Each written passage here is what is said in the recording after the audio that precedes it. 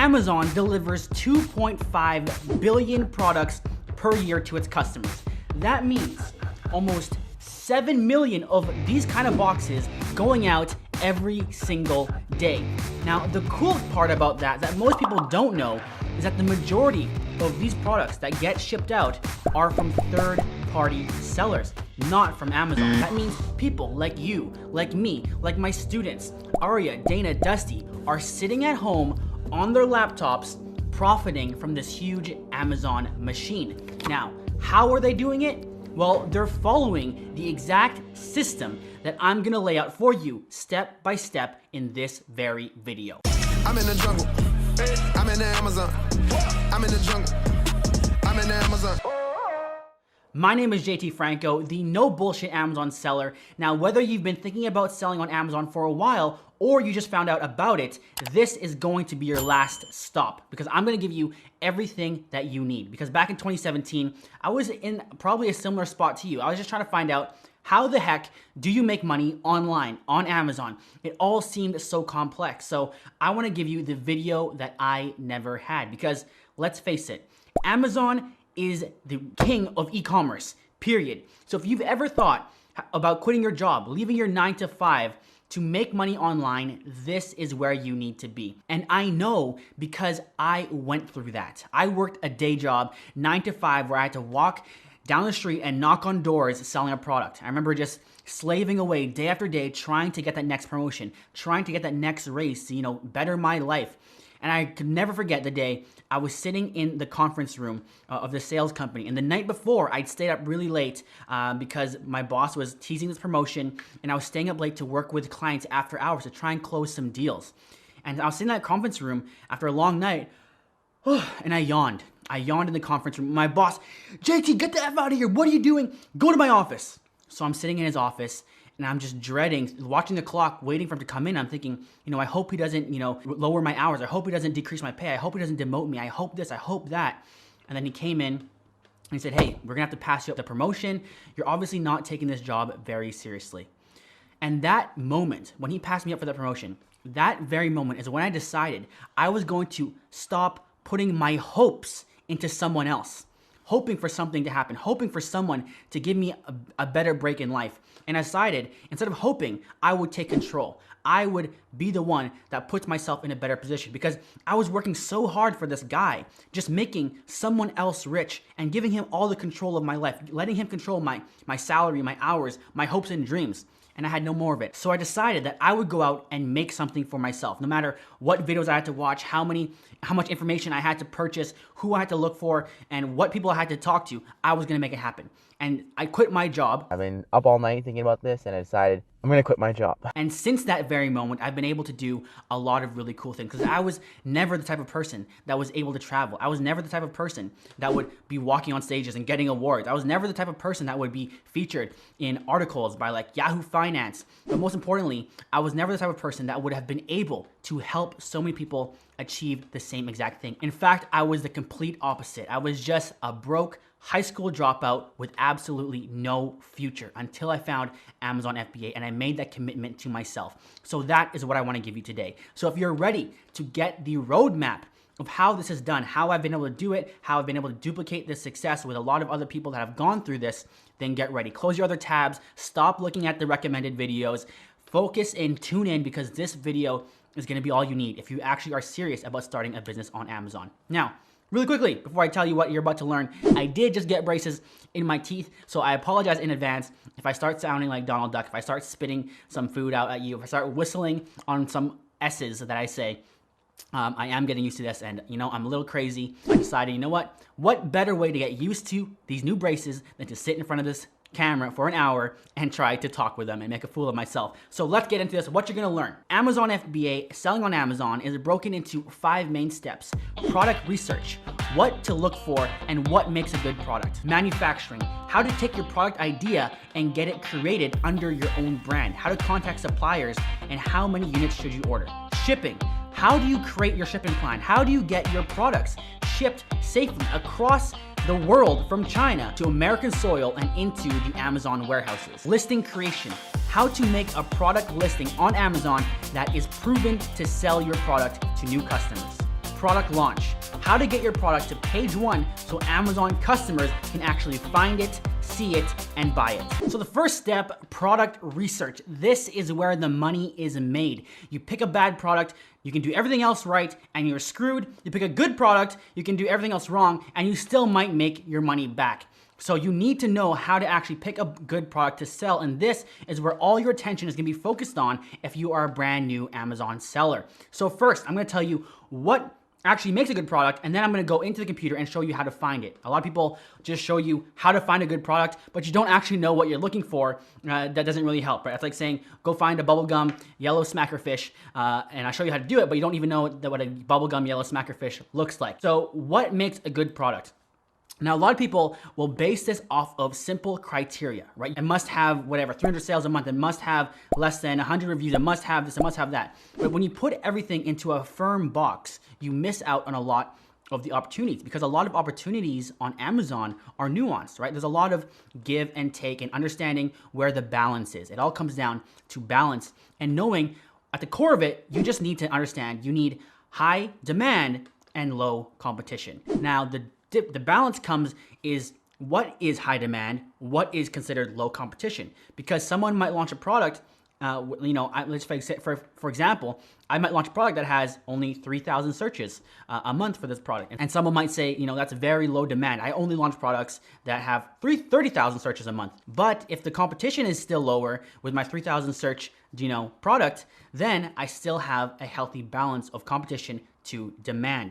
So there are 5 pillars that I like to teach to look at when you're judging if a product is good or not. So the first thing is the sales signs. So the sales signs of the product is literally looking at the sales, and is that showing that people are buying this? Is this showing that this is something that has some sort of demand? There are products moving, right? The next thing that I'm gonna look at is the opportunity balance, which is kind of what I just described to you, is the balance of the opportunity of the market, okay? So high competition, low demand, but in what range are we playing with? Because I'll tell you, a product that sells 30,000 units a month versus a product that sells 3,000 units a month, it's gonna be a lot more expensive to launch the product that sells 30,000 a month. And the reason for that, I'm just realizing now that I can't really say month. I can't really say my through these braces, but we'll get through it. The product that sells 30,000 a month, you're gonna need to have more inventory, right? Because you're selling 30,000 units. Let's say it only costs you $1 to make those units. You still need $30,000 to make all those units. Whereas the one that's only selling 3,000 a month, if it's $1 each, you're selling, by the way, 3,000 a month is a lot still. But if you're selling 3,000 a month, you need at least $3,000, right? So there alone is an understanding of the nuances of high demand, high competition, and what is the actual risk between the two. And we'll get more into it later, okay? The next thing we're gonna look at is the Grand Slam screen. Now this is something where we're gonna see, can you make a difference? You don't wanna be a copycat product. Can you stand out? Where can you be different than everybody else, right? Creating a differentiation is gonna be the key to standing out and not get, being drowned by the other, like I said, 7 million a day products that are being sent out. The next is the empire potential. So once you launch this product, what are some other products that you can launch that you can create an actual empire around? Is this product something you can build off of? Can you build a portfolio of related products and create an actual brand around this product, right? And then finally, we're gonna look at profitability. So if you pass everything else, but you're not profitable, well then you need to start over, because the whole point of the game is to make money. So if you're not profitable, then what the heck are you doing? So now we're gonna get into the computer, but first I wanna let you know, finding a product is so important. And to do this, there's a lot of helpful tools that we can use to help us do this. Of course, tools are gonna cost you money, but I always say you don't need the tools, but it's just like, it's gonna make it so much easier, right? If you're a carpenter and you don't buy a hammer, what the heck are you doing? If you're a chef and you don't have knives, what the heck are you doing, right? You can karate chop your way through the salmon, but it's gonna be a lot harder to do it. So what I'm gonna be using throughout this video is something called ZonBase. Now ZonBase is an all-in-one tool, and I do have 50% discount in the description if you wanna grab it. You don't need to grab it right away, but I'm gonna be using it throughout this video. And if you do want the discount, again, the deepest discount you'll ever find for ZonBase, it's gonna be there. And this is a tool I use literally for every step of the process through Amazon FBA. So every step of the way, you're gonna see me using this tool. And so just so you know, you're not confused about what it is, it's in the description. So let's get into this now. So there are so many ways to look for products on Amazon, but the easiest I'm gonna show you is using this ZonBase tool. So they have something here called Zon Research, right? And what this tool does, literally, you have all the categories on Amazon. You can select what categories you want. Here are my fave categories. You can go ahead and pause and look at that if you want to, or whatever. Don't get too married to my categories. Don't get too married to my filters, right? But what this is gonna do is you're gonna put in your filters. So let's say between, you know, 20 bucks to 50 bucks. And the reason I go minimum 20 is because under $20, you are not having much of a profit margin. So that's the one rule that I do suggest to stick to. Keep it, you know, 17 bucks max bottom, okay? And so from here, max 50 bucks, you can go up to 100 bucks, doesn't really matter. This is just where you're gonna play around and you're gonna have an idea of what to look for, right? So put in your price, max reviews. I do like to say 100 max reviews. Now the reason, and again, this is not a hard and fast rule, this is just starting point. You can play around with this later, okay? The reason I do have a review max though is because that is a judge of competition, right? Say you are looking for a product and you're gonna buy, say, this X-Acto blade, and you search X-Acto blade on Amazon, and there's a product with 2,000 reviews, there's a product with 300 reviews, there's a product with 1,500 reviews, and there's a product with 0 reviews. Which one are you probably gonna buy? Probably one of the ones that have way more reviews, right? Because that is a judge of competition. So if you're launching a new product into a market that has thousands of reviews, you're gonna have a harder time competing. So we like to look for markets that have lesser reviews, right? So we can get in there more easily, okay?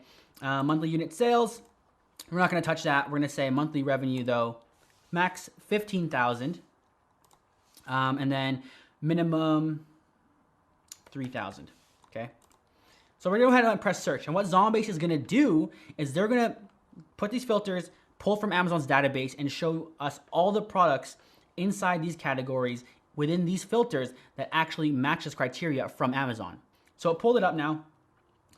And now all you gotta do is literally go through here and look at products that might seem interesting, right? So heavy duty hand winch. And you can see this is the price that it's selling for, so the revenue that it's making per month. This is the star rating, right? So we can scroll through here. And that's just to show you how Zonbase works. So now what we're gonna do, actually I'm gonna go into advanced filters and I'm gonna max the rating out at 4, okay? So maximum average rating of the product is a 4. You know, let's just go 3.5 and see what happens. So we're gonna search this. So the reason, why would I look for a product that has low review ratings? Because that might show an opportunity. If there's a product that matches our criteria, right? They're between $20 to $50. They have less than 100 reviews. They're selling $3,000 to $15,000 a month. And that's a great product, right? But now they have 3.5 star reviews. So maybe we can get in there and capitalize on other sellers that are not doing a really good job, right? So now let's just look through some of this stuff. And just note, I'll avoid electronics, especially for new sellers. I would avoid things that go in cars or things that are custom for a specific make of a car, of course. So I just removed automotive from my search. And we're gonna search again. So we've gone through 5 pages now, and there's nothing that exciting yet. But again, guys, this is how product research is going to be, right? You're looking for a product that's gonna help you leave your job, help you leave your 9 to 5. So if it was super easy, everyone would be doing it, right? So you just have to have patience, you have to stick with it, and keep on looking. So what I'm gonna show you now, though, is another way that I like to look for products, which is through keyword. Now, sometimes this can seem confusing to people, because it doesn't make sense, especially if you're a new seller. But if you understand this is gonna be a game changer for you, okay? So looking for keywords is really how you're selling your product. You wanna think of it as you're selling the keyword that people are searching for and not the product itself. And I know that might sound confusing, but let me put it this way.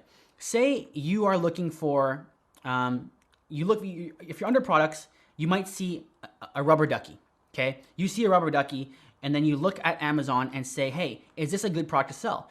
And under the search rubber ducky, it's not that great of a product. But under the keyword, baby bath toys, toys for kids, toys for bath time, it's actually showing up a lot. So it's driving a lot of sales to your rubber ducky, but it's not because people are looking for rubber ducky, it's because people are looking for baby bath toys or something else like that. So it's a great idea to look for what are people searching, and then when people are searching this thing, is the idea in their head being served on Amazon? Again, Amazon is an idea translator, okay?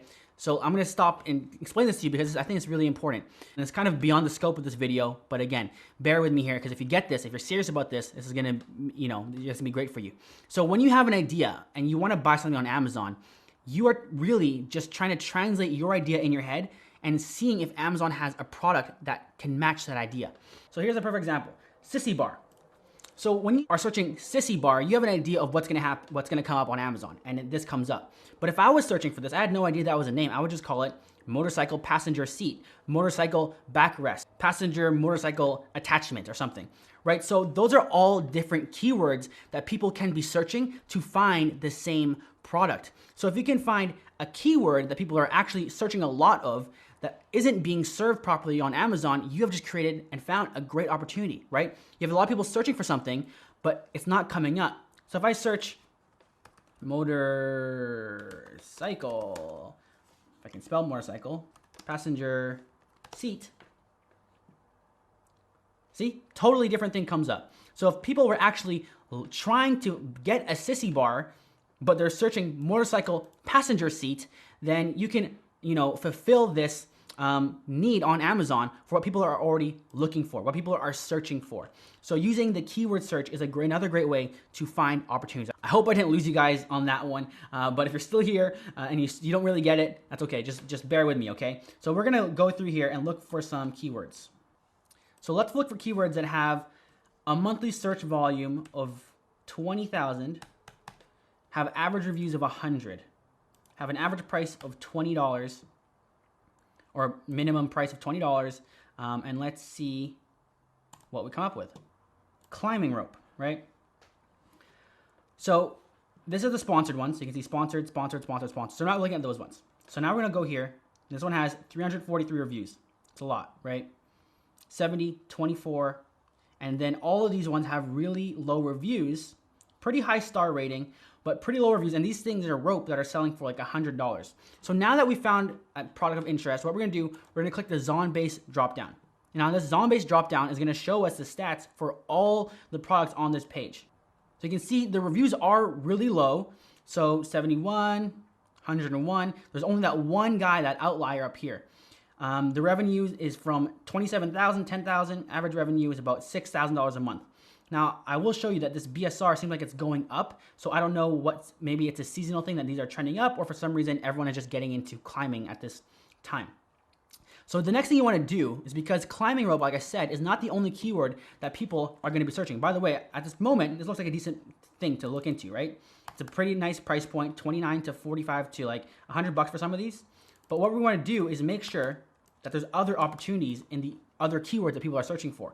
So when we go back to Zonbase, we're gonna go under sales optimization and we're gonna go to keywords. So now what we're gonna do, we're gonna put in the keywords here, climbing rope, and what Zonbase is gonna do is look at all the related keywords to this.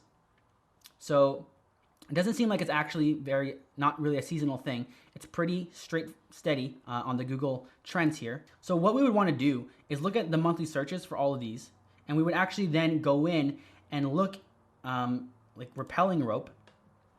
How similar are these? How are the markets for these products or these keywords? Because remember, when you launch a product, you're gonna be targeting all the keywords here, right? Not just climbing rope, you're gonna be targeting the best opportunity keywords. What are people looking for? And if you can show up on page one for climbing rope, maybe you don't show up on page one for climbing rope, right? That has 30,000 searches a month. But if you show up on page one for all these other ones that might seem lesser, but are a better opportunity, these searches will add up really quickly to maybe, 15, 20, 30,000 a month by just showing up on all these, right? Safety ropes, climbing equipment. Again, climbing equipment. Like I said earlier, you're looking for climbing equipment. You're not specifically looking for climbing rope, but if you search climbing equipment and the rope comes up, you say, hey, that's great, I need a rope, but I didn't think of that first. And that's why understanding keywords and understanding how Amazon is serving what people are thinking in their head is really gonna get you farther ahead. So it seems like within the first few minutes, we found a decent product that we can at least investigate into. Again, it takes a lot to verify a product, but that's what we're gonna go through. So now we've judged kind of the opportunity balance. This product, it has a pretty decent upside. The highest search term is getting 30,000 searches a month. Again, this rope in itself, you might wanna go after that, but probably not, because you wanna be specific, you wanna be relevant. You want it to that when someone searches for something, your product is actually something they might buy. Someone searching for rope could be searching for any type of rope, but climbing rope makes it specific to your product. So there's up to 30,000 searches a month for this, all the way down, you know, most of these have 2,000, 3,000, 4,000. I would keep on looking into even searches that are less than, you know, 300. Repelling rope, spelt wrong, 383, right? Those are, you know, 400. These add up really quickly. So it has a decent opportunity balance, has a decent upside. It has, you know, some depth to the keywords that people are actually searching for. Because there's some products where you only have one type of search. People aren't searching for, you know, there aren't other ways to say the same thing. Sometimes there's only one way to say one thing. So this has some depth to the market. So this seems like something we could keep on looking into. So now we're gonna look at the Grand Slam screen, right? What are ways we can make ourselves stand out? Now, obviously, just looking at this at face value here, it looks a little intimidating, right? There's different sizes of rope, different diameters, different, you know, length, different types of hooks at the end, different, who knows what. Like, we have to do a lot of research to find out what are people buying here, what is piquing people's interest, what are they actually after. And the way would do that first is by reading the reviews, right? So looking at the reviews and saying, hey, what do people like, what do people not like, which ropes are getting the most sales. So the first thing I would do here is pull this down and let's look at the average reviews. So the average reviews are pretty good, right? 4.7, 4.7, 4.8, 5, 4.8. So now the next gig really is to go in, start digging and seeing what are people saying about this. Boom, right off the first thing, we got a negative review. And negative reviews are great because that's gonna tell us, you know, what people not like. If I can click into it. Not what I was expecting. Had to set Blake's hitch, and when I did, it worked okay for my 80-pound 10-year-old, but when I descended 15 feet out of the tree, it burnt right through the rope. Very disappointed. So I don't know what the heck a Blake's hitch is. So that's something, again, I would have to understand the market and understand the niche to know what the heck they're talking about. So I'll go to 1-star reviews. That's only 1 star. Let's get 3-star reviews. All right, so not too bad. Those only had really 1 bad review. And you can see here someone trying to do the Grand Slam screen, right? This guy is doing, what's this? Outdoor climbing rope, just the rope. He's doing really well. And this guy comes in with a bonus. What is this? A free ebook, not my favorite way to bundle, but a free ebook, no other extras, but this would be considered a bundle. This would be considered a differentiation, not maybe the best differentiation, a book, how to climb a rope. I'm assuming if you're looking for a climbing rope, you've already researched how to climb, you know how to climb. Do you really need an ebook on how to do it? Maybe not, maybe you do, maybe you don't, I don't know, but probably not the best thing, right? But that is just an example of what a differentiation would look like. Another differentiation would be just the color, right? Changing the color is different, changing the size, adding a couple more hook things or whatever else would be a way to differentiate. So what you would want to do is read through all the reviews, see what's negative, and see, hey, is that somewhere I can improve? This rope that says it was low quality, it broke when he tried to attach a Blake hitch.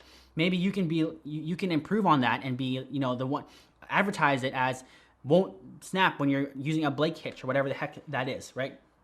So that is how we're gonna judge the Grand Slam screen, is by looking through the product and seeing where can you be different. What is your unique identifier, right? Your unique selling point. Now the next thing you're gonna do is gonna check the empire potential of this product, right? So to check the empire potential, what you're doing really is seeing if you launch this product, how can I make a product line off of this? Now, this is not the most critical thing, especially when you're launching your very first product. I would like and just say, go with a product that you think is gonna do really well, even if it doesn't have, you know, a lot of brand power, potential to it, because you just wanna have a win under your belt. But it's still something I would consider. Now, a way to do that would just be to go in here and click into related products. What other products are doing well? What is this brand actually selling? All right, so these are the guys that are doing the best for this, climbing rope. So let's see what they're selling. So you just go to sold by, go to products, and boom, they have an entire brand built off of these ropes. So this would be an example of creating, that empire potential and saying, hey, can I launch these products? If I was to launch this one, could I launch these products? Now you would have to make sure that these products would be successful on their own as a standalone product, right? You don't want to just rely on the fact, hey, I launched a rope, now I'm gonna launch another rope. You wanna make sure that there's a reason you're launching each and every single one. So the last thing you're gonna do is check profitability, okay? So go grab this rope, right? You can go grab the ASIN. Now the ASIN is up here. The ASIN is the unique identifier for products on Amazon. And you'll find them up here under DP/B0 something. That is the ASIN, okay? So now you can go to the Amazon calculator, click on this link, and then paste your ASIN there, And what's gonna happen is it's going to bring up everything for you. So that's the package dimensions, that's the weight, and all you gotta do now is put in your price. So let's say, yeah, 10-foot rope, put in your price $30 and press calculate. So now Amazon's gonna take the fees. So they're gonna take the selling on Amazon fee, which is 15%, and then they're gonna take the fulfillment by Amazon fee, which is based on the dimensions and the unit weight of the product, okay? So the next thing you need to add is the cost of your product. So where are we here? Cost of your product, right here. And the way you're gonna find that out is just go to Alibaba and get a general idea of what it's gonna cost you. So we'll go 10-foot climbing rope. And let's see the size of this thing again. 1.5 inch in diameter. So we're gonna scroll through here and I'm gonna see if we can get lucky and find one that looks exactly like the one on Amazon. Usually you can. And if not, that's fine. So, all right, I can't quite find one with the same exact thickness, so we're just gonna have to just throw an estimate out here, which is the goal anyways, right? So let's say 1.6 to 2, 0 to 2. So let's estimate it on the high side per meter. Okay, so let's say $2 a meter, and it's a 10-foot rope. So it's a 10-foot rope. So that's, let's say 3 meters. So it's $6. So what you're gonna do, you're gonna go in here, and you're gonna know cost is $6. Calculate.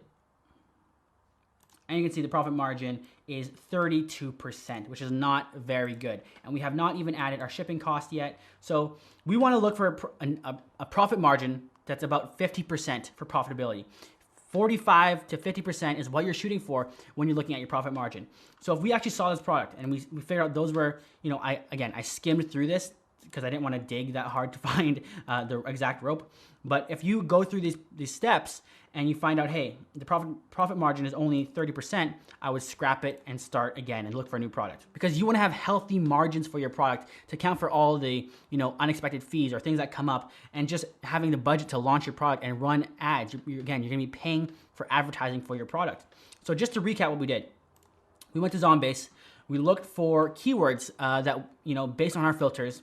We found a product that has a pretty good market in terms of, you know, very low reviews, pretty good demand. It has a lot of keyword depth, meaning there's a lot of different keywords that people are typing in to look for the same exact product. A lot of different ways to say the same thing, which is great, okay? Then we looked at the Grand Slam screen. How can you stand out? How can you be different? What is this market showing? How are people complaining? What are the bad reviews saying? And how can we improve upon that, okay?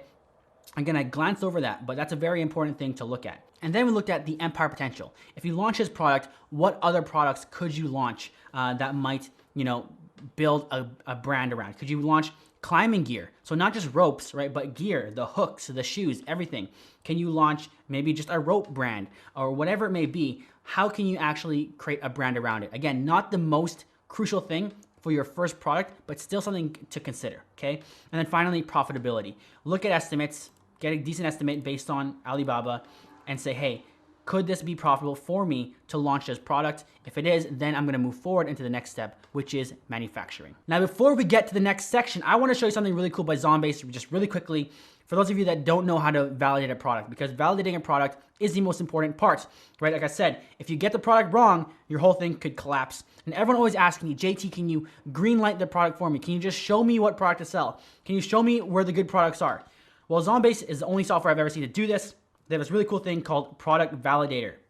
You go to Zonbase, you go to Product Validator, and what they'll do actually is literally validate a product for you. So my suggestion is to build your big list of products, narrow it down using the 5 pillars I just taught you, and then when you have a list of like 3 products, send it to Zonbase, go here, click Get Started, send them the 3 products, and they will validate that for you. Now I wanna show you 2 things really quickly. First is that there's a promo code, okay? So it's not $300, you enter Empire 50, and I'll be showing you this code a few times throughout this video, but Empire 50, and you're gonna get 50% off, okay? So $150 for 3 products validated. Now, I know it might seem expensive, but I'll tell you right now, I launched my first 3 products and I lost like 8 or like up to $32,000 lost in failed products total.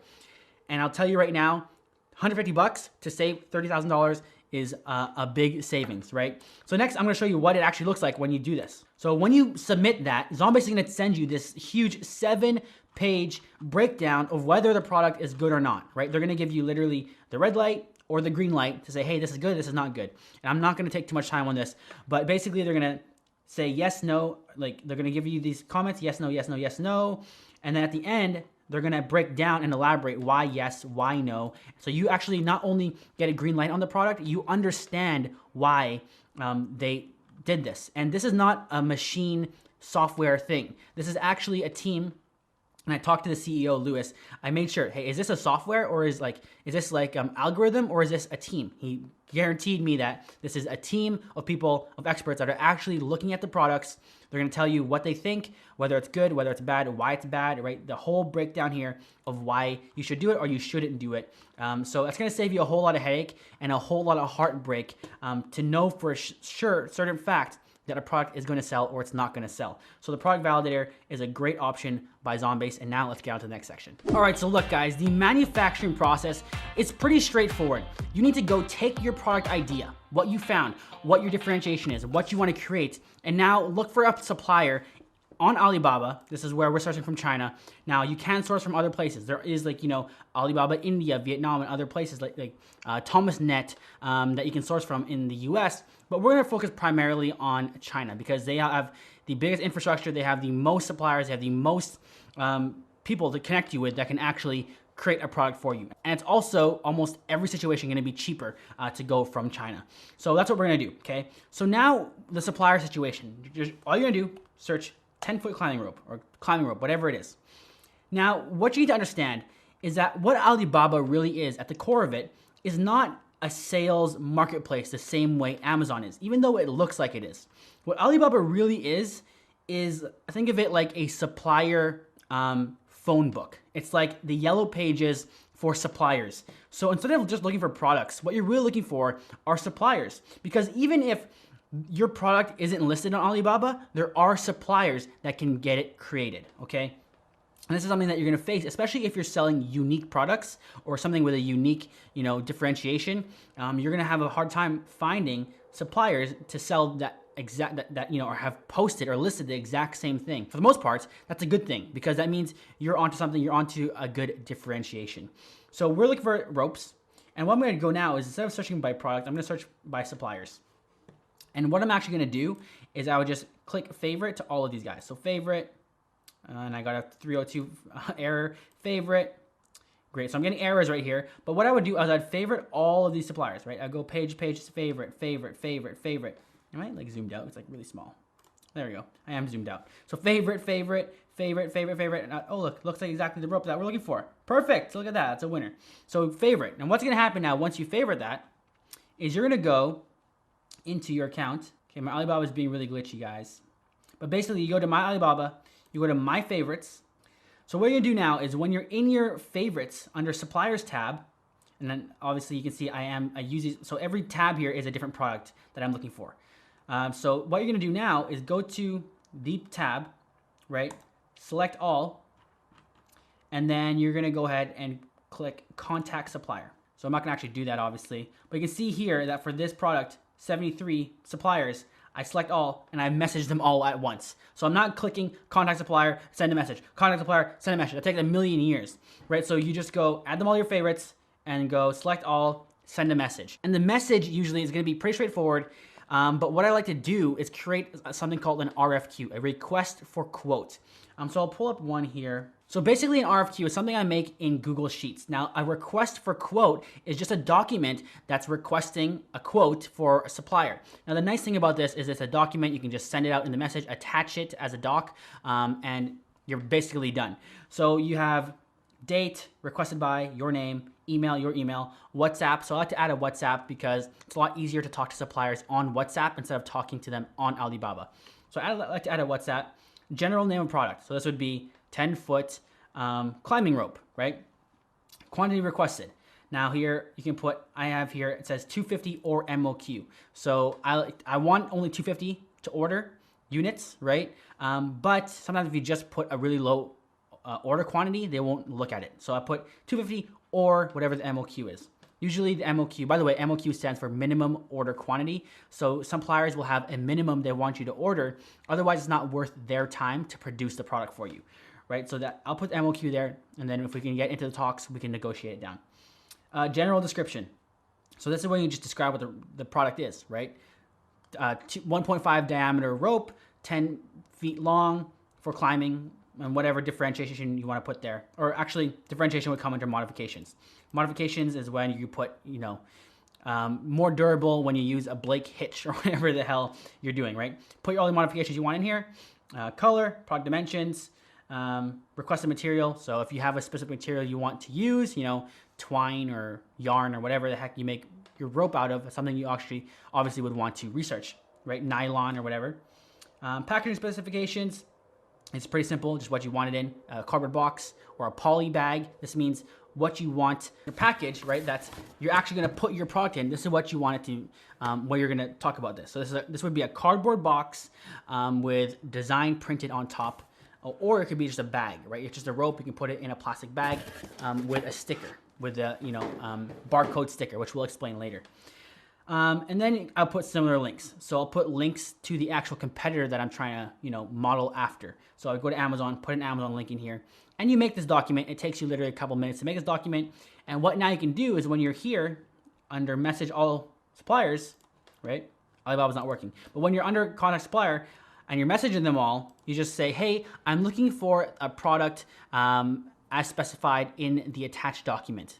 And then you attach the document and you send it out to every single supplier. Boom, there you go, you're done. You messaged half of Alibaba basically, right? So now what you're gonna do is just wait for them. And now the way I vet suppliers is not very formulaic. It's not like I'm looking for a criteria of you must have this, you must have, some people will say must have Alibaba Gold Star, Gold Supplier, must have 5 years of Alibaba. I'll show you what I'm talking about here. And here, so you know what I'm talking about, must be a gold supplier, must have 2 years on Alibaba, must have all these things. I really don't care about that kind of stuff. All I care about is can you make the product and are you responsive? That's all it comes down to. And what is the pricing, right? So can you make the product? Yes. So there's all the suppliers that can actually make the product. Number 2, are they responsive? Are you messaging them and they're not getting back to you for 3 days? Well, if we're gonna create a long-term business, I don't wanna deal with that, so I'll knock you off. Now, of all the people that are left, which one is gonna give you the best price? Which one's gonna be easier to work with, right? That is really how I narrow down my suppliers. It's not that complex. Now, the next thing that I want to let you guys know is that sometimes it's easier, and a lot of people will tell you not to do this because, you want to save costs, you want to work directly with a factory. But sometimes it's way easier to work with a sourcing agent. And this is what I do all the time, especially when I'm making unique products. So a sourcing agent basically is kind of like a middleman. Either it's themselves in China, they have a company in China, but what happens is you tell them, hey, I want this product made to this specification. I want this 10-foot rope. I need all these modifications done to it. Please connect me with a supplier that can make this at a good price. So the benefit of a sourcing agent is that they're gonna be full-time looking for manufacturers for you. They have the contacts already in China. They're probably fluent in Chinese, in Mandarin or Cantonese, whatever language they're speaking, or they have employees that are fluent in that language. So it's easier for them. It's easier for them to negotiate. It's easier for them to get a lower MOQ, because if they are a sourcing agent and they have a relationship with a manufacturer, their relationship is with the agent. So they know if they work with this sourcing agent, they can bring them more clients because they are not just a single company, they are an agent that's bringing in other clients. So they can be more lenient on negotiating and getting you a better MOQ, a lower MOQ, because they know they have an opportunity to make a good relationship with this agent might bring them more clients from the agent. Whereas if it's just you, a single person or a single company trying to get a lower MOQ, what is really the benefit to them to give you that lower MOQ? Really not much. So a sourcing agent gives you a lot of leverage. A sourcing agent gives you a lot of benefits and a lot of power, and it gives you a lot more hands-off. It gives you more passive approach because I don't have to sit here and sort through. I'll show you my messages on Alibaba. It gets pretty crazier, right? Like I don't have to sit here and sort through every single one of these messages, and trust me, it keeps going and going, right? Because it gets hectic, like I said. So if you want to find a sourcing agent to do the work for you, typically they're not that expensive. And what I'll do is I'll go to Upwork. So Upwork, if you're not familiar, is basically a freelancer network. You can see here, China sourcing agent. I'm currently paying him. I just paid him $138 last week to help me find a product, right? And he's currently working for me, and it makes it a whole lot easier. So I send him multiple RFQs, so requests for quotes, right? I said, go find me these products. Which ones can you get me? And what I'll do, quick tip, look, China sourcing agent to help find manufacturers for unique products. I create a job listing and I have a bunch of, look, 27 proposals, right? 27 people that are saying, hey, I want to be your sourcing agent. And I'll just give it to them on a job success basis. So I'll say, here are the products I want made. You get paid if you bring me the manufacturer that can create this product at this price point. So I have all these sourcing agents go out look for my product, and I only pay the ones that actually accomplish the job. And that's a great way to get products found, especially again, if you're making unique products, it's a great way to get products created really easily with no work done on my side. And I'm paying 18 bucks an hour, which is really not that much at the end of the day, as opposed to me sitting and sifting through all the messages on Alibaba. So that's kind of how I go through my process of finding suppliers, finding manufacturers, and getting things made. Now, the next question that you're probably wondering is, okay, now that I have this product and I'm ready to order, how many units should I actually order? Now, that is called inventory forecasting, and that's something you're gonna continually need to do, and this is how you get that done. So we are on Amazon here for climbing rope, okay? What we're gonna do again, we're gonna pull that Zon-based drop down, the one I showed you earlier. Again, if you don't have Zon-based, link is in the description for Zon-based if somehow you missed it the first time I mentioned it. So now what we can do, we can actually download the CSV for this, okay? I'm gonna create a blank sheet. I'm going to go File, Import, okay? Upload. And I'll drag this sheet in here. And then import data. So now we have the entire Zon-based dropdown, the front page that we were looking at of this climbing rope, and it's in a Google Sheet, right? So now what we're gonna do, we're gonna take the monthly sales. We're gonna filter this, add a filter. So highest to lowest. Now, what I should have done, but I didn't do, is I should have first eliminated the ones that were not the exact same product. So we're gonna make sure we go through here and look at this, make sure these are all the same product that we're actually competing against, which it seems like they are, which is good news, okay?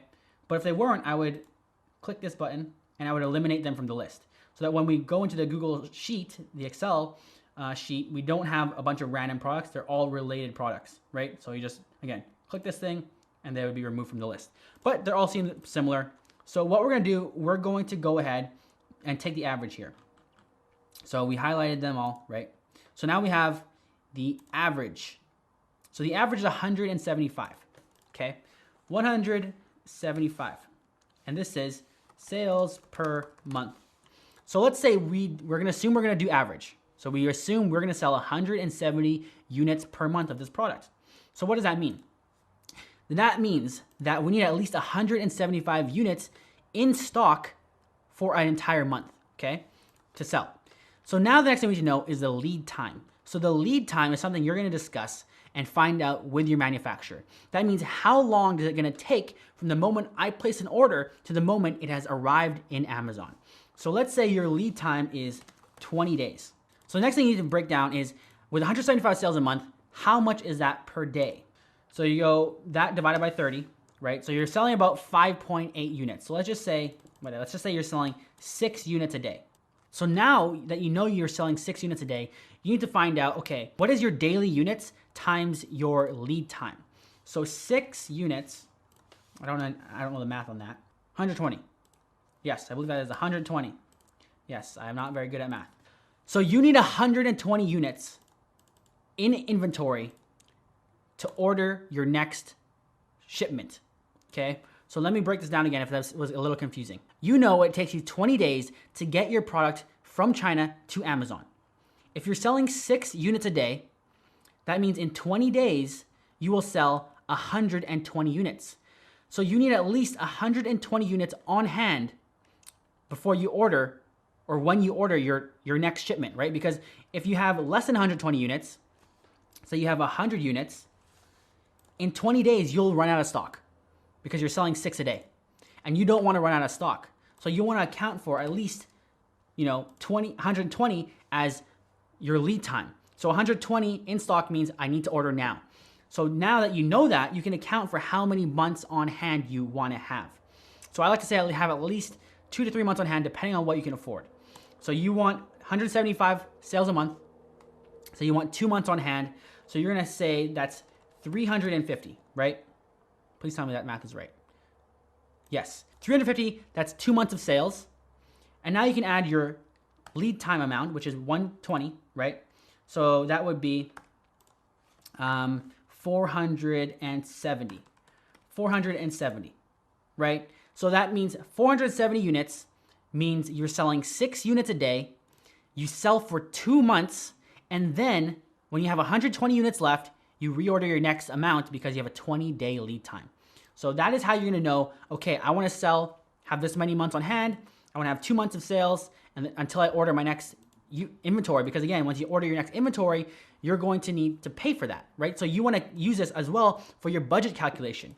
So if you say it's $5 a unit, there's no way I'm mathing that one in my head. So equals times 5, that's $2,300, right? So you need at least $2,300 to order your first order.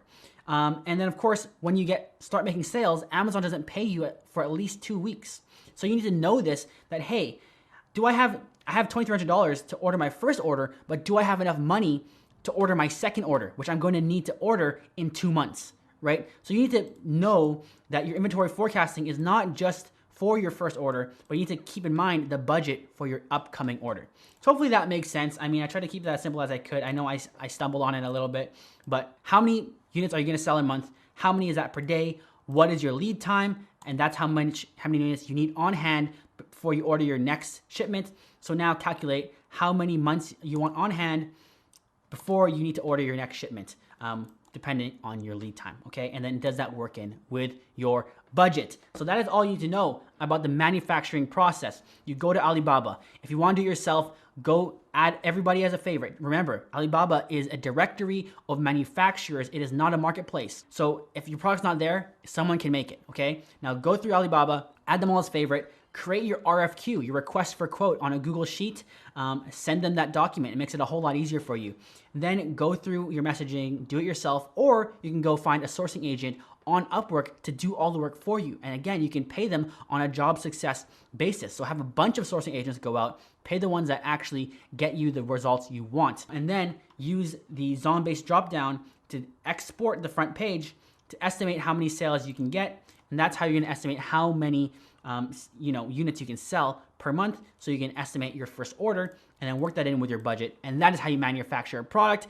And now we're gonna get on to the next step of the process. Shipping. All right, congratulations, you made it this far. Most people have already gone on to a different video. They've already opened new tabs, they're already on Facebook and whatever else, looking at other crap, but you have stuck with me. So we are almost through this process.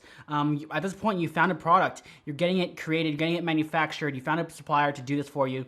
And now it's time to actually create your shipping plan and actually get this shipped in from China, Alibaba, all the way to an Amazon warehouse in the United States. So the first thing you need to do is actually create a listing. So I know the next step is gonna be creating a listing, but we gotta do this first so we can get something that's called an FN SKU. Now here is an Amazon product, and you'll see here, this barcode, that right there is called an FN SKU.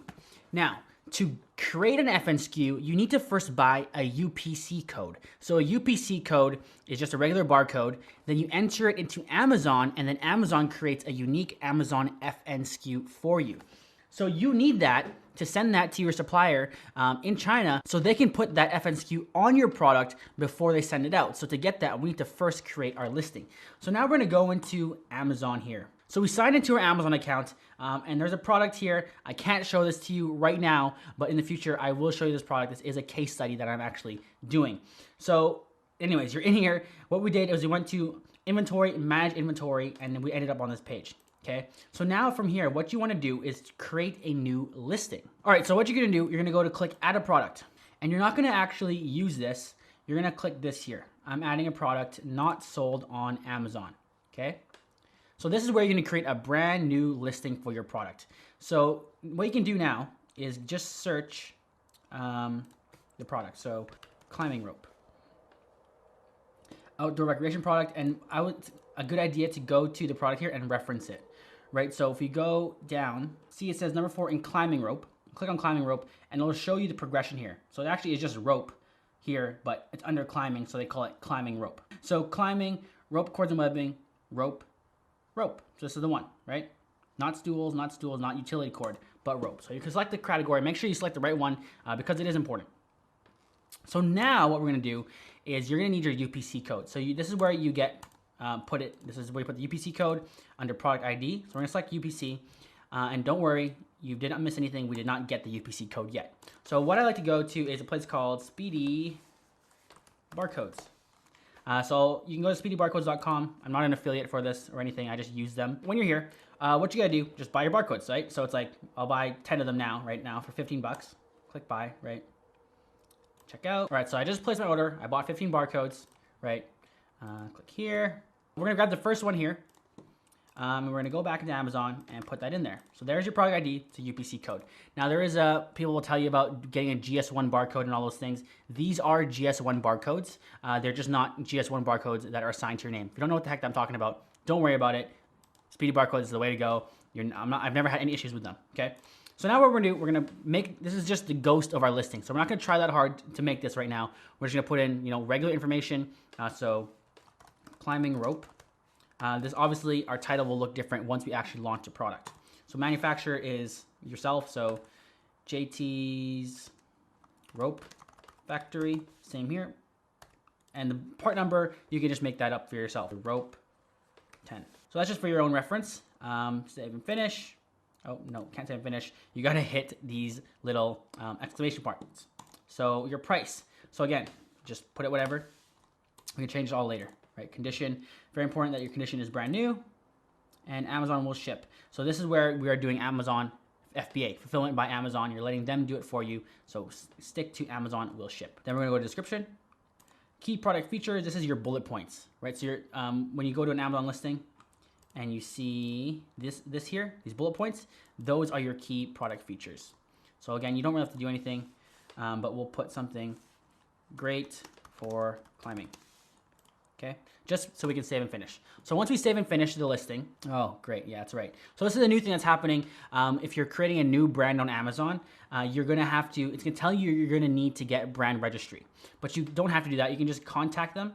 Right, so you contact seller support by pressing this button and you tell them about error code 5665, okay? And then what's gonna happen is they're gonna need proof of your brand existing. So when you get your sample, I should mention this, that's a good thing this came up. When you get your sample, right, so brand name used when creating a listing, image of the product packaging shown branding on either. Images can show the product and packaging held in hand or placed on table. The branding must be permanently affixed. So whatever brand name you choose, when you get your sample from your supplier, which I don't think I even mentioned, that's just my bad. So good thing you kept on watching through this video. It's very important when you're going through the supplier process that you get a sample. Getting a sample is basically the only way you can really verify a supplier's quality to make sure they have great quality products. Now, I never skip getting a sample because I've done that in the past and it's always burned me. So it's very important that you get a sample. When you get that sample, ask for a branded sample. Just keep it simple even. So you can have a sample of like this water bottle, right? And you can tell, has it been here the whole time? I guess it has been. You can tell them, sorry, I need to drink water. It's very hard for me to talk with this stuff in my mouth. But you can tell them, hey, I want my brand right here, like you can see here, so that when you get the sample, you take a picture of it, you can send it to Amazon and say, hey, this is my real brand. It has to be affixed to the product. As you can see here, people have made this mistake of it not being on the actual product. Branding must be permanently affixed, right? So it can't just be a simple sticker on the box. It has to be the product itself that has the branding. Okay, so make sure you have that, then you can solve this problem. But I'm gonna go ahead and put an actual brand name in so I can finish this listing for you guys. All right, so once the listing is created, you're just gonna press continue. It tells you it'll take up to 30 minutes to show up, but typically it'll show up in a couple minutes. And boom, there it is, incomplete, right? So now what we did really is just we created this listing so we could create an FNSKU for the product, right?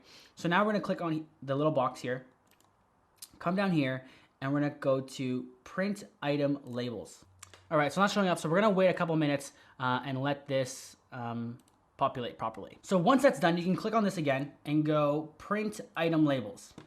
And now, you see your labels here, print item labels. And you're gonna download it, you open up, and that right there, my friends, is your FNSKU, okay? So your FNSKU is now what you're going to go ahead and download and send to your supplier so they can put that on your packaging. So now that we've done that, that's all you really need to do. So now we can go back in here into the inventory and actually create your shipping plan. So creating your shipping plan. So at this point, what happened is you get your product manufactured, you send your supplier the FNSKU, they put it on the box. So now your product is all done, boxed up, ready to ship to Amazon. So now you need to tell your supplier which warehouse to ship it to, and you need to tell Amazon that, hey, there's a shipment coming in. And that is called a shipping plan.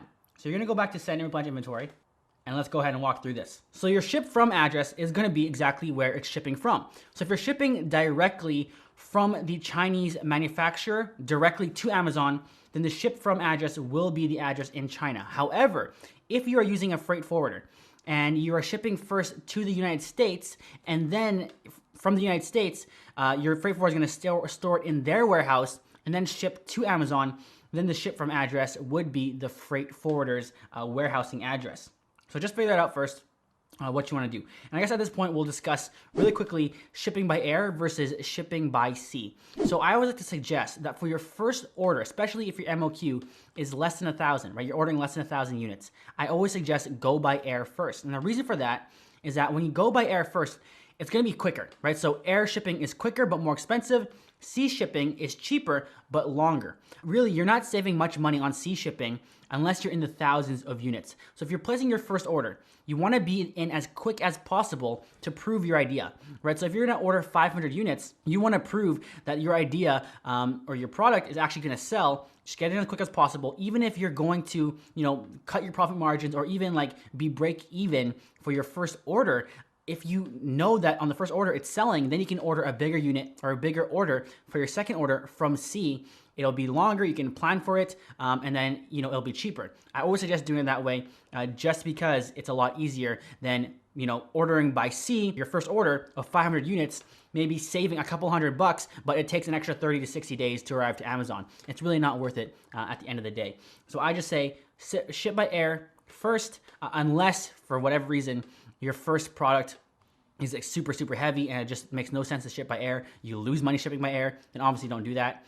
But if you're within a regular, size and weight that you can actually ship by air and still make money or just break even, I would definitely go there, especially for the first order when you're ordering a smaller amount of units. Okay, so now individual or case pack. We're always gonna be doing case packs.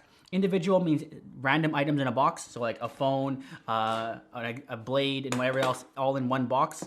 That's mostly going to be like fulfilled by merchant.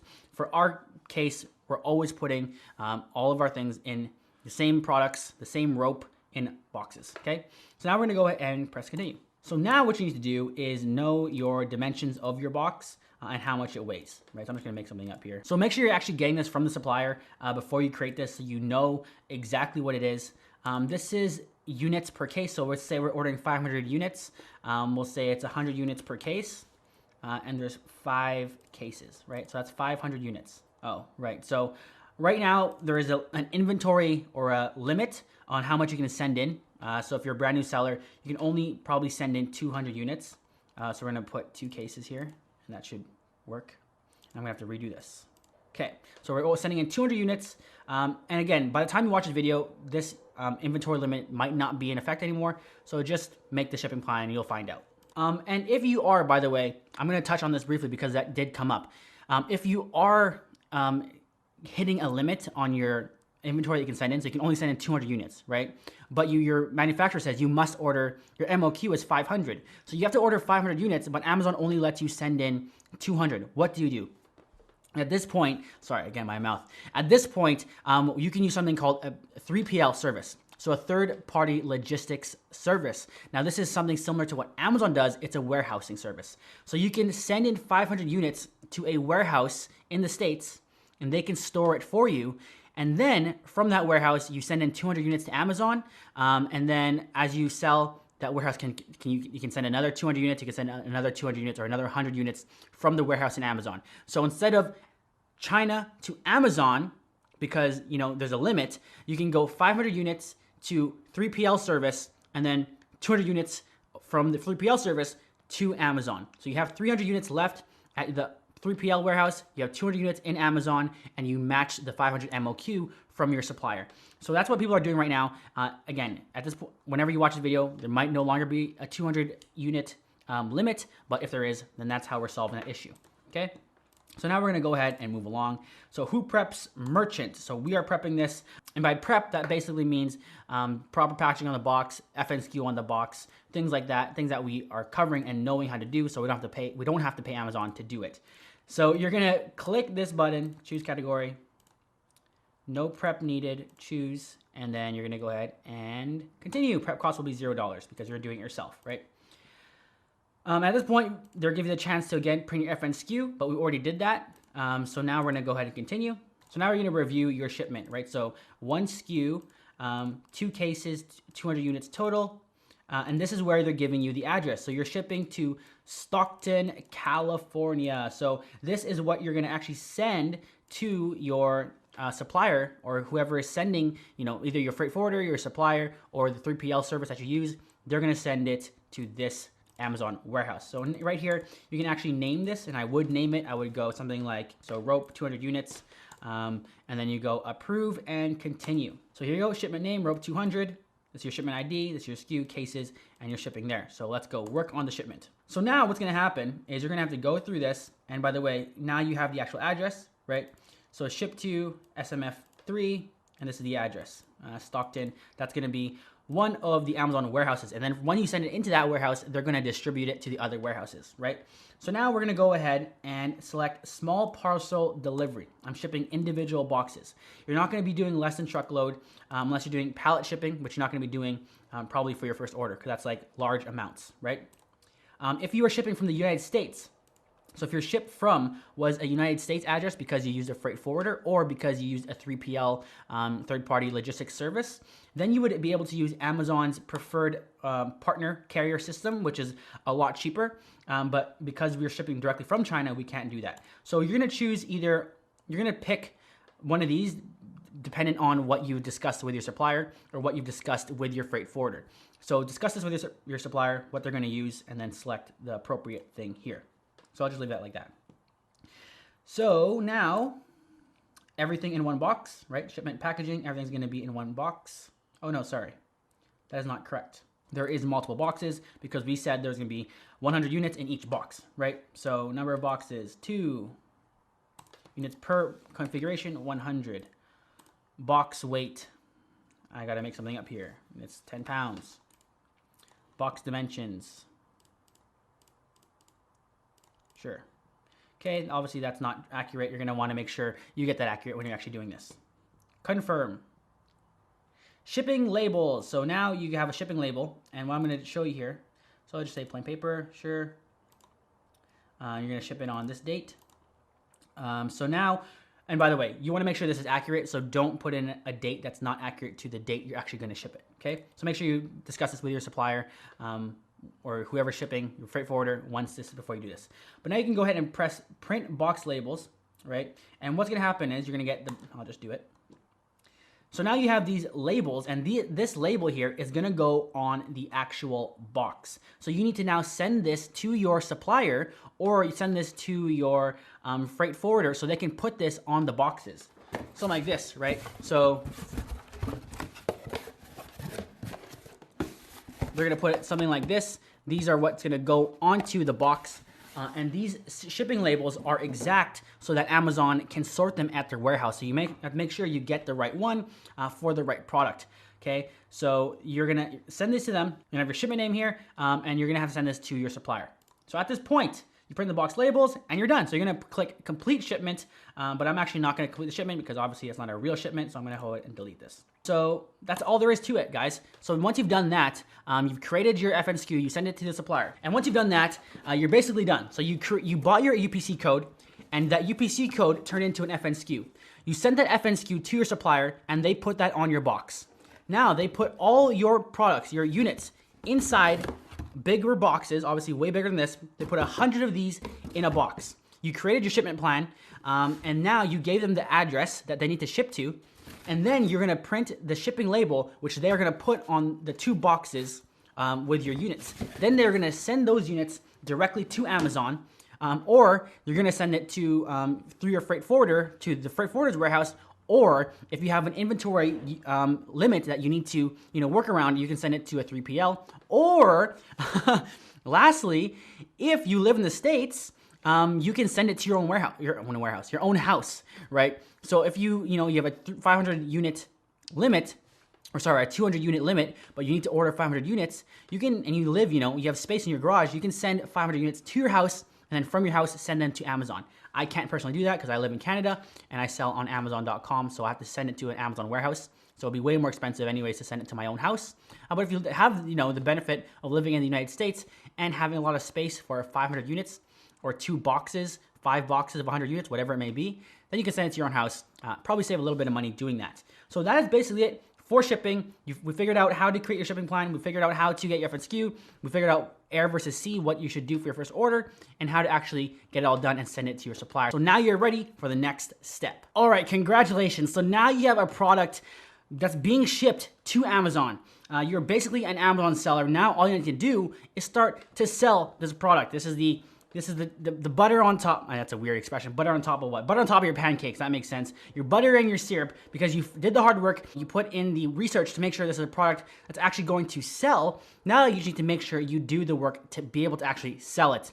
So what we're gonna do is create a listing. So the first step to creating a listing is knowing your keywords, because using your keywords in your listing is what's gonna give you ranking on Amazon, right? So when you search for, where is it? Climbing rope. I'm sure this guy has climbing rope in his title, right? Climbing rope, there you go. And it's probably within his bullet point somewhere and within his description. So you need to know what are your main keywords that are giving you the most searches, so you can try and rank for those keywords when you're creating a listing. So we're gonna use our handy dandy trusty Zon-based tool again, and we're gonna go back to this tool here, which was the keyword tool. Let's run this search one more time. So the keyword tool here, and again, I didn't go through it in real time what I would actually do because I don't have 7 hours to make this video. But what you would really do when you're doing this is create or go through literally every single one of these keywords, click on all of them, and see if these products show up. Because if they do, you know that these are relevant keywords for your product. Now, I would actually go ahead and click Advanced Filter. And that's what Zon-based, they let you filter this stuff. So you can go minimum searches, right? As you come down here, the searches drop. I'll go minimum searches like 250, okay? So search that. I'll just let them say all of the entries per page, 200. So let's see how many entries we have.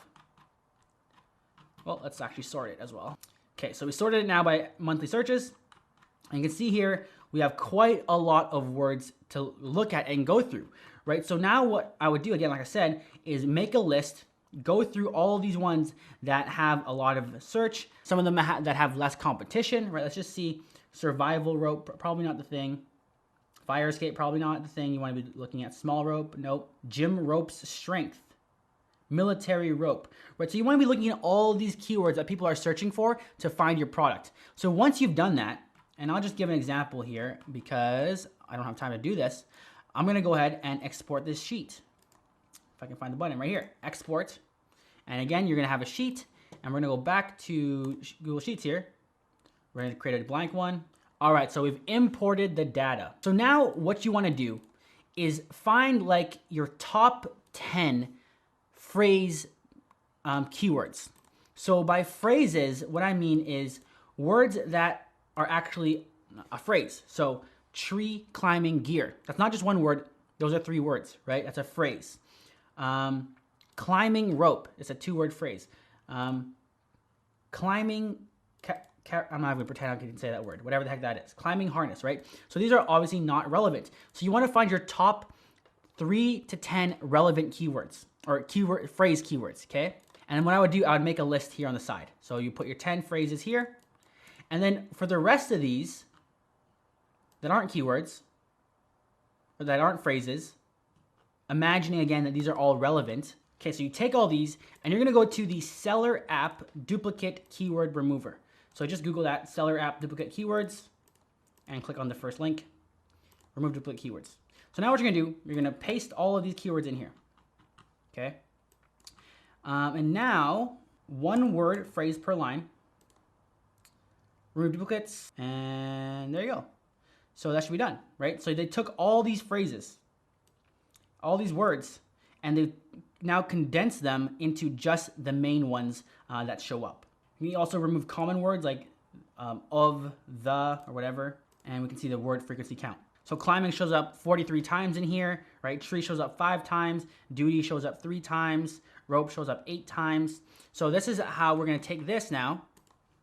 And again, I wanna make sure you understand, we would only do that process once we've actually done this list for real. You find the most relevant ones, then you take your best phrases, remove your best 3 to 10 phrases, and then take the rest of the words and then put them into the duplicate remover, and then you can actually, I'll get rid of this frequency count. You can just copy this text and then put it here, okay? So now you got all this text, it's all been reduced. And what you can do is you go to Zombase and you're ready to start building your listing. So now we're gonna go to listing optimization, Listify. And in Listify, this is your chance to post your keywords. Boom, yay, you did it. You posted all your keywords. Go ahead and press apply. So what Zombase is doing now is they're gonna have this list here that you posted, and once you use the word, boom, it's gonna cross it off the word. And I believe if you do it again, it shows here, B1, bullet 1, T equals title. So it's showing you exactly how many times you've used that word. So you don't wanna if you've already used the word, you don't wanna be duplicating it too much inside the listing. Once you've used it once, you've used it. But what's key to remember is to include also your phrases, right? So not just rope, climbing. You could go rope and climbing, and you have both words, rope and climbing, but you don't have the right phrase because you're selling a climbing rope. So inverting this gives you the phrase climbing rope, and it gives you climbing and rope individually. So you wanna make sure you're including your phrases and you're including as many words as you possibly can from your keyword list that you've built out. So that's really all you gotta do, okay? So now we're gonna go ahead and create this title or create this listing, and we can actually go ahead and compare it to the actual guy that we're trying to look at. So we can actually go ahead and grab this URL as well, and we can post it in here and retrieve the keywords that he's using.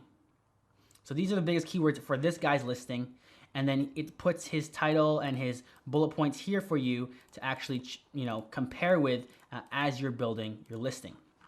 So that's what you need to know in terms of the keywords and the ranking. Now let's actually get into the psychology of writing a listing and what makes it sell. Because you can have as many of the best keywords and their best ranking as possible as you can. You can put every single keyword in your listing, but if you don't put them together nicely, in other words, if you don't make the words entice people to buy the product, it doesn't really matter. So you want to make sure you are putting it in a way that makes people want to buy the product. So let's look at this really quickly. 6 types of length. Length varies from rope, which allows users to adjust exercise intensity by altering rope length and diameter. High quality material. Our jump climbing rope is made using natural jute rope. This material provides a good feeling. So this is a perfect example. Let me just pull up a random one to see what someone else is doing so we can compare it.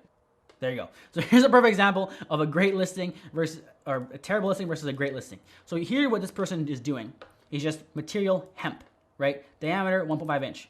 Plant fiber is bit rough, which is more suitable for fitness. Produced in our own factory. So they're giving you the features, but what they're not giving you is the benefits. And that's what a lot of people do, is they give you the features instead of the benefits. And when you're writing and you're trying to sell something, you have to go into the mind of the customer, which means they're always asking, what is in it for me? Why does it matter to me? If you want to put it into a way of thinking about features and benefits, a feature is this phone has a dual quad core Snapdragon processor. To the average person, including me, I don't know what that means. I don't know why that matters to me. That's just a feature of the phone. The benefit would be, with the new processor in this phone, you can watch videos, stream videos way faster, and multitask, send emails and whatever, text at the same time because of the new processor. Well, great, now I know what's in it for me. I don't care what a dual quad core, whatever Dragon processor is, but what I do care is what I gain from that, okay? So a lot of times when you're creating a product, you get caught up into the features, because when you're developing the product, all you're talking about with the supplier is the features, right? You're like, I need a 1.5 diameter rope. I need a this length rope. I need jute fiber. So you're telling the supplier all these features you need, but when you're creating your listing, you need to go into customer mode, meaning what is in it for them. So they didn't just tell you that they have this length of rope like this guy did. He said, diameter 1.5 inch. This guy goes, this is the diameters, and the reason that's good because it allows you to adjust your exercise intensity by altering the length, right? This guy goes, plant fiber material, a bit rough. They tell the material as well, but they don't just say natural jute rope. They say this material provides a good feel with easy grip along with strength to support up to 500 pounds when mounted correctly, right? What else is this? Heat shrink end caps. One end of the rope is hand braided back into itself to form a loop that can be mounted and sturdy anchor point, unlike other ropes with metal clasp that require mounting brackets. So he's telling you why it matters, why the features will actually improve your life or will solve a pain point in your life. And that is what you need to focus on when you're creating the bullet points. Now remember, the listing, the bullet points in the description are all the customers have to understand what you're selling. You need to answer all the questions that they have in their head about your product because again, they're literally looking for your product. That's why they clicked on it. Now they have a couple questions in their head about, is this really what I'm looking for? You need to answer those questions in the bullet points or in the description, okay? Because here, if you're on desktop, you're probably not gonna read the description. Like for most part, when I buy a product on Amazon, I'm not going to the description. I'm reading maybe 1 or 2 bullet points, seeing, hey, this is what I have, okay, good. I'm gonna click on the reviews and then I'm gonna look at the images, okay? The images are very important as well. But if you're on mobile, the first thing that shows up is actually the description. So the description, if you scroll down here, product description. So he has a very nice product description because he has brand registry, which means he gets to do this fancy description. This guy probably doesn't. So we can go into his description, which he didn't really fill out. The factory sells direct, high quality. So they didn't do the description, right? So they're missing out on that big thing because on mobile, the description comes up first. On desktop, the bullet points come up first. So you need to make sure both are great. Both have your keywords, but also are explaining the key features and benefits of the product, okay? So that is the main gist of the copy of the listing. And really quickly, actually, I wanted to give you guys this option as well, just like I've done throughout this video. There is a great option by Zonbase called listing optimization. Now, listing optimization basically means you send Zonbase your ASIN, right? Your product. Next, we gotta talk about photos, and they will basically optimize it head to toe. So they will do the keyword research for you. They will do the title, the bullet points, the backend keywords. They'll look at your image strategy. They'll do everything for you. And again, like I've showed you, I'm not gonna show you again, but you just put the code Empire50, you get 50% off of any of these if you want to, fast track and have Zonbase build your listing for you in a way that's proven from their expertise to sell. Next, we gotta talk about photos. Again, the pictures are so important because that's all the customer has to see when they are deciding if their product is what they're actually looking for. So videos are great, but for the most part, you can only do that with brand registry. And to get brand registry, you need to have a trademark. So if you're beginning, I'm assuming you don't have that. But what you need to know for your pictures is 3 things. Number 1, your first picture must be on a white background. As you can see here, it is a white background of the image. Now on top of that, something you must know is that it's very important to fill the width of the image. You want the image to take up as much real estate as possible. I bet you can see some product here. Like, look at this.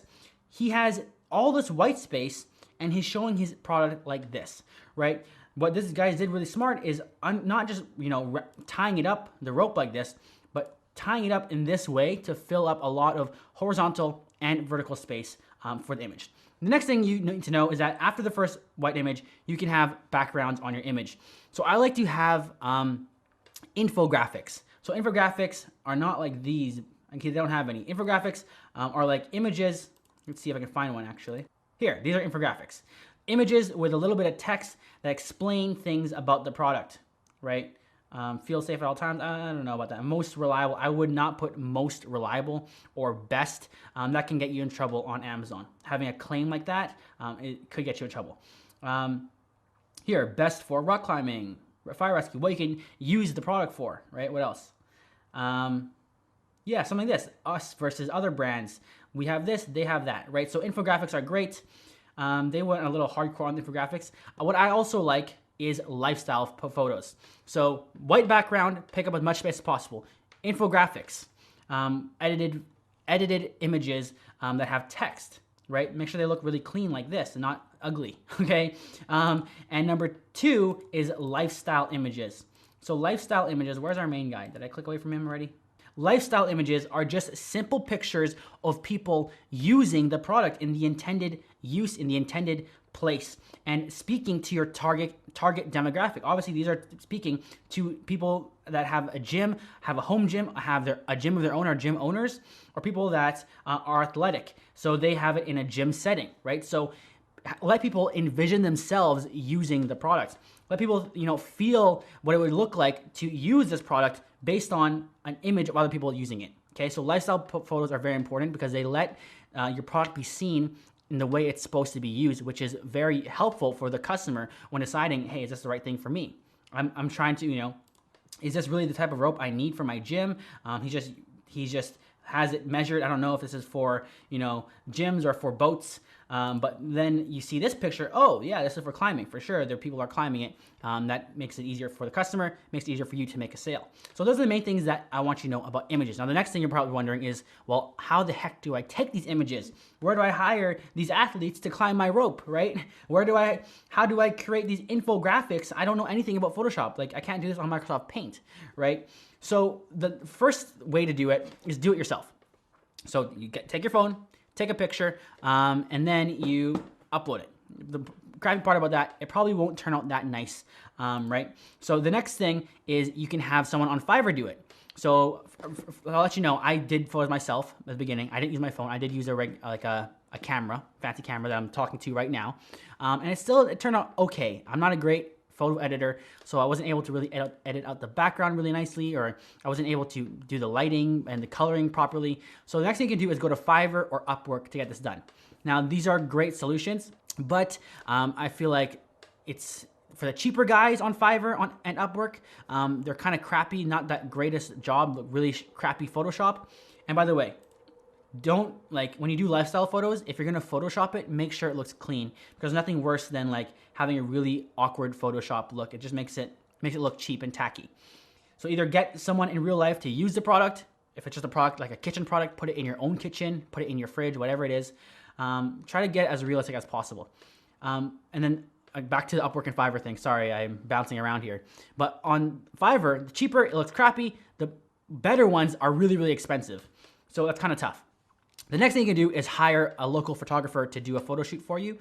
And that can be, depending on where you live or who you know, that could be the best option for you. Hire someone who's that professional that can take 5 to 7 photos for you, edit them really quickly, and send them over to you. You get that probably done for $100, anywhere up to $800, right?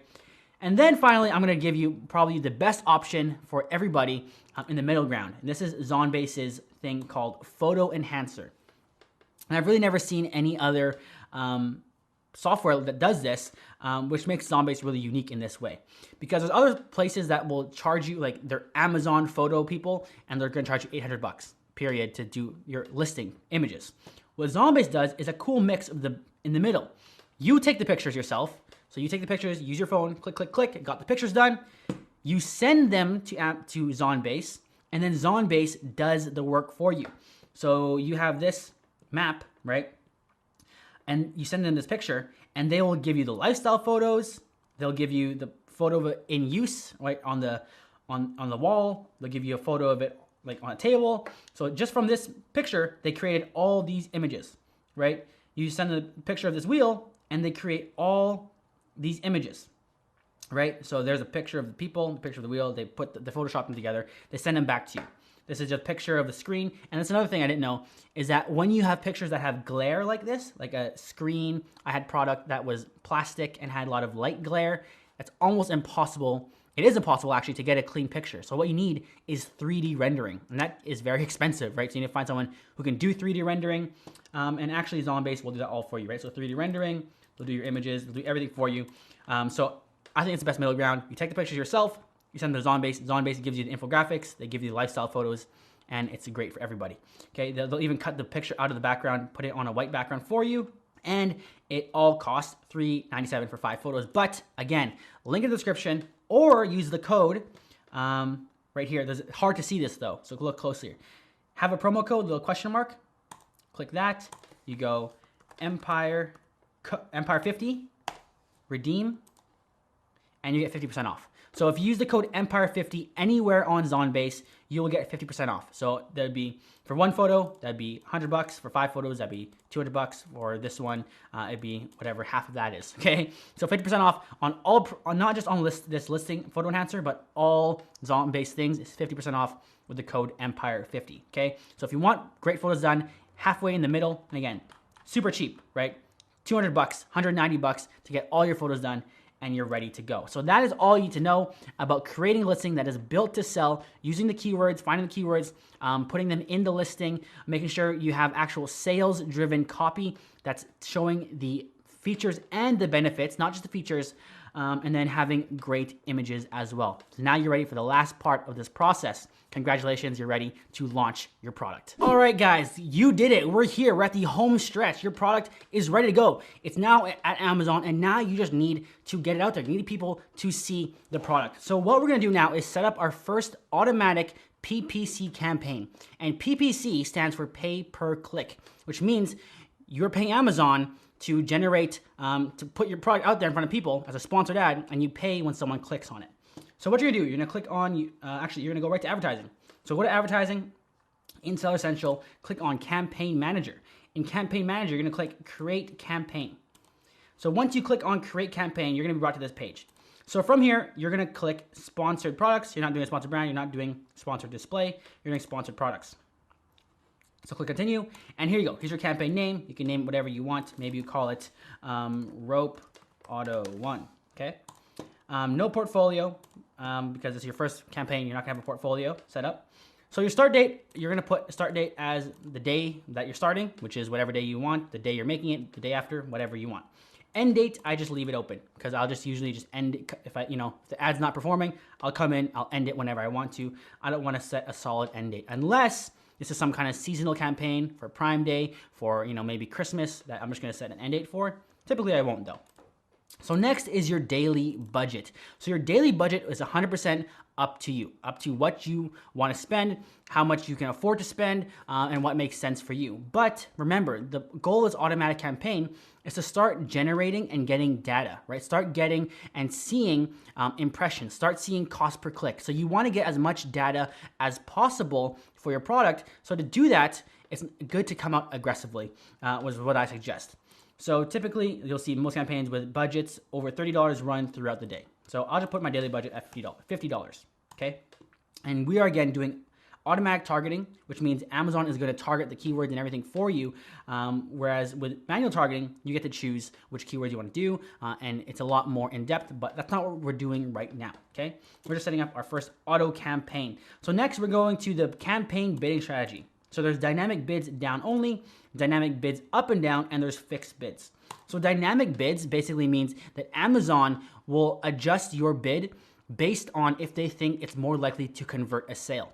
The problem with that is that they're going to adjust bids up and down to create a conversion, but they don't have enough data yet for your product to really accurately do that. So they're not gonna do a very good job at that. And if they're adjusting bids, they're not gonna give you a great fixed set to generate your data, which is what you're trying to do, right? Because if they're moving up and down, you don't really know, and it's not going to be evenly bidding for your product. So you want to put fixed bids for now, okay? And again, you're going to have this drop down, but we're not going to worry about this right now. Don't get scared or confused about that. So now what we're going to do, ad group name. This is just for a group of your ads, so we can go again, rope, ad group 1, whatever. Rope group ad auto 1. It's up to you for organizing your own stuff. So you can call it however you want, okay? So now you're gonna click the product. It's right, this one is ineligible because it's actually not in stock. There's no product because we just created it a couple minutes ago, like an hour ago. So we're not gonna actually click it, but what you're gonna do after you click that product is now you're gonna set your bid. So your default bid, right? This is not how much you're gonna bid per click. So if I say my bid is $1, that doesn't mean I'm gonna pay $1 every time someone clicks. That means you're gonna pay up to $1, which means if someone is bidding 99 cents, you might pay $1, but it's your cap, okay? So don't think that $1 bid means you're gonna pay $1 every single time. So how much can you expect to bid for your product is gonna depend completely on your product, your market, how competitive it is, right? So I just like to start the bid at, let's say, $3.33, okay? Now, here's the thing. Once you do this, you're just going to have to launch the campaign and see the results and then adjust from there. The risk of bidding too low is that now it won't run. No one's gonna see your product because everyone's outbidding you on your keywords, right? So if everyone's outbidding you, they're always gonna win. So your product will never get shown, and your budget that we set up here of $50 a day will never get spent. On the flip side, if you make your bid $11 and you're outbidding everybody, your $50 a day will be spent in like a couple minutes, right? Or a couple hours. So you wanna have a bid that's gonna last throughout the day, that actually is gonna get you data, get you impressions, get you clicks without spending the bank. And obviously it's all gonna depend on your market, but that is for you to find out. So I like to put it somewhere like $3, right? If you did any research, quick little tip, I like to end it at like weird numbers. So I won't put 330 or 335 because everyone likes to do that. So end it at a weird number, just so that maybe you outbid somebody by 3 cents, right? If someone put 330, I outbid them by 3 cents every day. That makes all the difference. We're not gonna worry about negative keyword targeting. We're not gonna worry about negative product targeting. These things are basically saying, don't show up for these things. But we're not worrying about that right for now. What we're gonna do is just launch a campaign. That's really all there was to setting up an automatic PPC campaign. You set your target, you set your daily budget, you set your targeting, you set your default bid, you launch the campaign. And then you'll see on your start date, all the data that runs in, right? So I can't actually do this because my products are ineligible. But what's gonna happen is you're gonna start seeing impressions, you're gonna start seeing clicks, you're gonna start seeing cost per click, you're gonna see conversion for all the keywords that Amazon is automatically targeting. And then from there, you can get that data and create more targeted manual phrase and broad search campaigns for your product. But once you do this, you are launched. And again here, guys, for those of you that think PPC is a little too hard, a little too intimidating to run ads, to go through PPC and adjust your bids and do all these things I just showed you, when you get into manual campaigns and how to rank and what does all this stuff mean, Zonbase, again, does offer an awesome service. And all these Zonbase services, by the way, that I've been showing you throughout this video are very unique to Zonbase. There's not very many or any that I know of that do a product validator, that do a photo enhancer, or that do a page one like this. So page one basically is Zonbase's PPC launch for you. Now there's a lot of other launch services out there for Amazon, but what they do mostly is do giveaways. Now giveaways don't really work as well as they used to anymore. And the best way to launch a product on Amazon now is doing PPC like I just showed you. Now the hard part is if you don't know what you're doing, it can be scary. It's not impossible to learn, but it is something where it's like some people will just pass it off. Even for me personally, I don't run my own Facebook ads. I pass it off because advertising, I pass that on, okay? So page one is a unique launch. So what they're gonna do basically is they will do the keyword research, they'll do the strategy for you, they'll make sure you have the organic rank, they'll do the PPC keywords, everything for you. And again, just like all the rest of this stuff, if you wanna launch your product, Empire 50% off. Or if you don't wanna just launch, but you want to actually automate your entire PPC process, not just the launch, you can do PPC autopilot, and they will literally just manage your PPC, not just for launching, but for ongoing, okay? And now this is a monthly plan, but what you pay a month is what, at least what you're gonna save or what you're gonna earn by them having run actual good ads, right? Because again, PPC is cost of doing business. If you have great PPC running, you're making way more money. If you have terrible PPC running, you're losing money, you're spending money on ads, and you're not converting, especially when you can save 50%. By the way, our Empire 50 code is the best discount you're gonna get on Zonbase anywhere. So when you can save that amount and pay $250 a month to have expert ads run for you all the time, it's definitely something to consider if you're serious about this business. So a few more things I want to talk about before we move on from this launching section is that when you launch, you want to also, of course, start getting reviews because getting reviews is what's going to start building your product in that market so people have some social proof to see your product. So the first and easiest way to build reviews is actually to go and sign up for the new reviewer program. So if you go to advertising in Seller Central, you click on the early reviewer program right here, and you just get started and you pick your product. And what that's gonna happen is you're gonna pay, I think, $60 or $50, and you're gonna get up to 5 reviews for your product. Now it's a great way to get reviews quick. Now one thing I do wanna mention is that they'll give you 5 reviews. They're not promising they're gonna be good reviews. So if you're gonna do this, make sure you have a good product, okay? Because you can pay for this, Amazon will give you your reviews, and then basically they could all be crap if your product isn't actually good.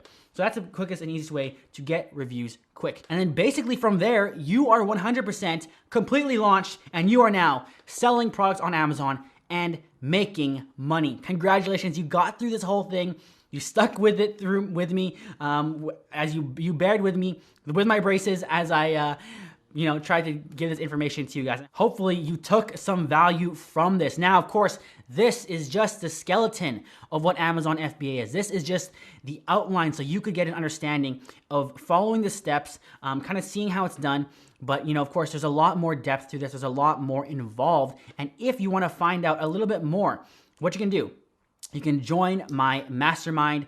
It's not $900, it's not $2,000, it's not $5,000, it's only $7, okay? So it's for $7, probably the cost of, a Starbucks coffee or a roll of toilet paper, a 12-pack of toilet paper. You can join my mastermind and get some more meat and the more flesh in the bones or the skin on top of the skeleton to actually find out the more in-depth steps of this from step by step of each step that I covered, really digging and diving deeper. This, again, was to give you the basic structure. And for those of you that follow this, you could literally follow this blueprint, maybe look at a few other videos on my YouTube channel, and you could go launch a successful Amazon business. Truthfully, this was more in-depth than a lot of other $500 Amazon courses you're gonna see on the market today. So I hope you were taking notes. And again, like the video, save the video. But again, if you want to take the next step, there's a couple options for you, and I'll put them all in the description or in the comments below. Right, first is my $7 mastermind. That's gonna be where I'm giving you content monthly. Next is my free masterclass. That's another in-depth video that goes into my 3 secrets of how I was able to build my business. And third is my free book, brand new book actually, called 1K Day Ecom Secrets. So if you're more of a book person, definitely grab the book while you can, while it's free. If you're more of a video person, then go watch my free masterclass. Or if you're more of a fast track person, someone that wants to get started right away and actually start moving at a fast pace, go join my mastermind where I drop monthly brand new content. I go live in there sometimes, and I have a lot more in-depth detail about how this whole process works. And there you go. Now, if you have any questions, because you made it to this part of the video, you watched the whole thing, I want to reward you with this because you're the only people that are going to see this. Go to the comment section and start your comment with Amazon FBA, and then ask your question and I will answer that for you 100%. Any question you have, I'll answer that for you. Just make sure you start the question with Amazon FBA. And that's it, guys. I'm JT Franco, the No Bullshit